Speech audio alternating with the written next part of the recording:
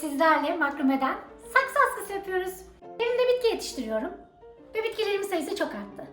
Ben onları nereye koyacağımı düşündüm ve bir adet askı yapmaya karar verdim. Bunun için makrome ipi kullandım. Benim kullandığım ip 3 mm çapında ve taranamayan bir ip. Siz bunu istediğiniz şekilde seçebilirsiniz.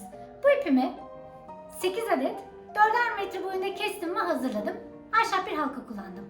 İlk kısmında hazırlık düğümü atıyoruz.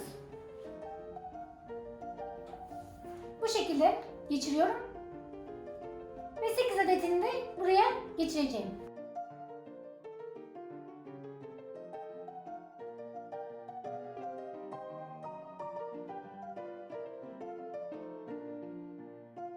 Şimdi 8 tane ipimi de taktım ve başlıyorum.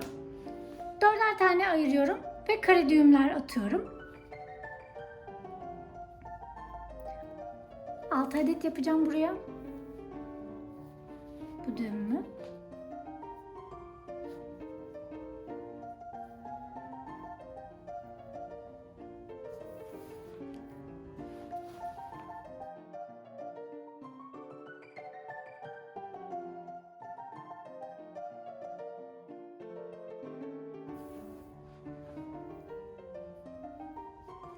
Ve şimdi 6 tane oldu. 1, 2, 3, 4, 5, 6.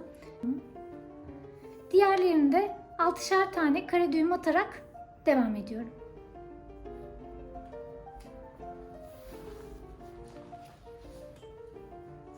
Biraz alacağız zaten biraz.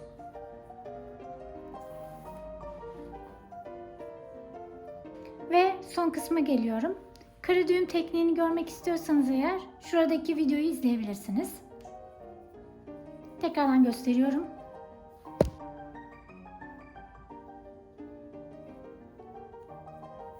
Bir sağdan bir soldan alarak kareye tamamlıyorum.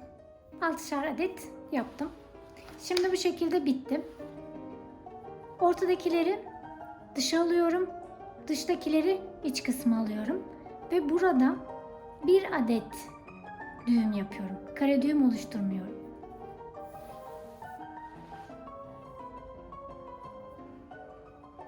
Bir adet düğümümü attım.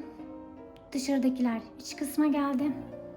Yanlardakileri sağ ve sola alıyorum. Şimdi içeride aynı şekilde kare düğümlerime devam ediyorum.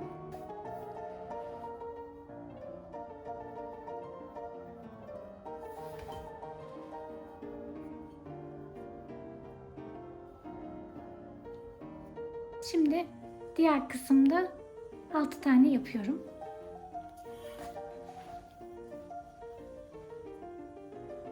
Şu an 3 tane oldu. Devam ediyorum. Bir sağdan bir soldan alıyoruz. Bunu karıştırırsak eğer söküp tekrar yapabilirsiniz. Bazen ben de karıştırıyorum. Bugün saksı için seçtiğim model aslında bizim en kolay modelimiz. Giriş için böyle bir model seçtim. Bu şekilde gördüğünüz gibi.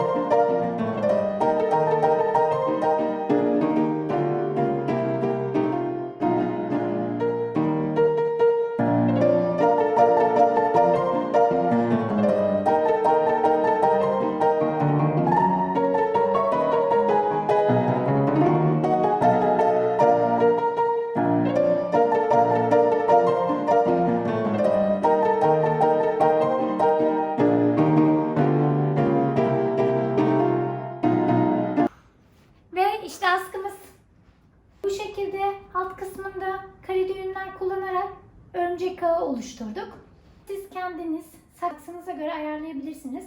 Saksınızı takıp çıkararak boyutunu istediğiniz gibi ayarlayabilirsiniz. Ben kendi saksıma göre ayarladım. Teşekkür ederim beni izlediğiniz için. İyi günler diliyorum. Kendinize iyi bakın.